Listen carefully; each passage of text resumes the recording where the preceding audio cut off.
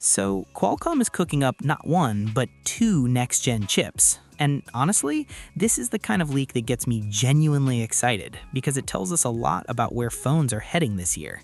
Let's break it down. The standard one is called the Snapdragon 8 Elite Gen 6. And right away, the first thing that jumps out is it's built on TSMC's 2nm process. Now, if that sounds familiar, it's because we've been hearing about 2nm for a while now. But this is the real deal. This is the next step after 3nm. And what that basically means for you and me is faster performance, but using less battery to get there. That's the dream, right? And here's the thing, the Pro gets the same 2nm chip too. So right off the bat, both chips share the same foundation, same process, same generation. The differences come in what Qualcomm builds on top of that. So let's go through this properly, head to head, category by category. Both chips use the same 2+3+3 Oryon CPU layout. Think of it like a team. 2 superstar players doing the heavy lifting, 3 solid mid-tier workers, and 3 handling the background tasks. Same structure on both chips. But the Pro is expected to push higher clock speeds, potentially crossing the 5 GHz mark. The standard Gen 6 doesn't go that far. So if raw processing speed is what you're after, the Pro pulls ahead here. The standard Gen 6 comes with 16 megabytes of shared L2 cache. That's solid.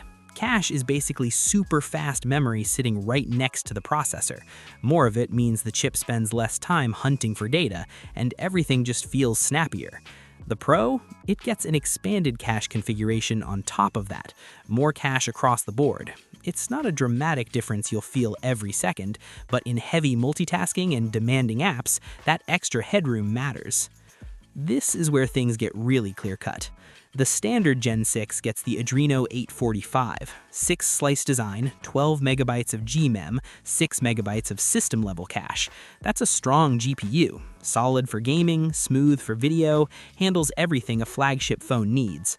The Pro steps it up to the Adreno 850, more powerful, bigger cache, more capable overall. If you're a mobile gamer or you edit videos on your phone, this is the one that's going to feel noticeably better.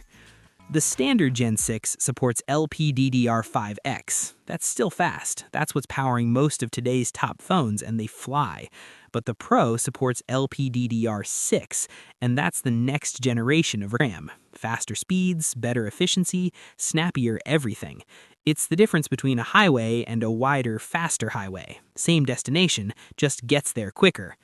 Both chips support UFS 5.0. No difference here. Files load fast on both. This one's a tie. This is the part that actually affects you when you're shopping. The standard Gen 6 is going into mainstream flagship phones, your solid top-tier devices that aren't the most expensive thing in the store. Great performance, great value, without the ultra price tag.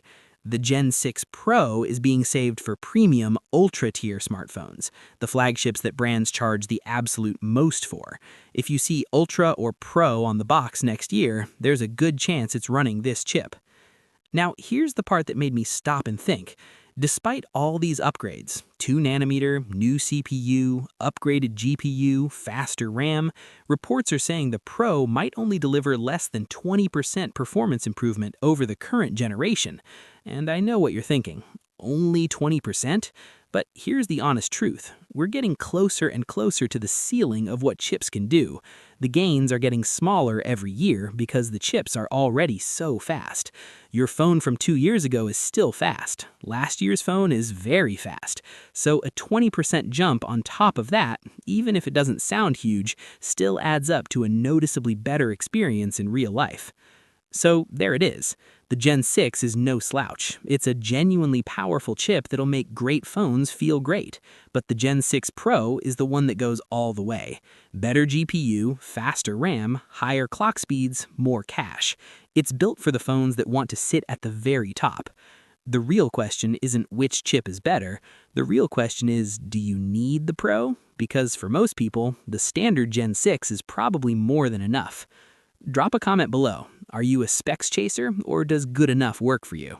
And if you want me to cover the phones that'll actually carry these chips the moment that news drops, make sure you're subscribed. See you in the next one.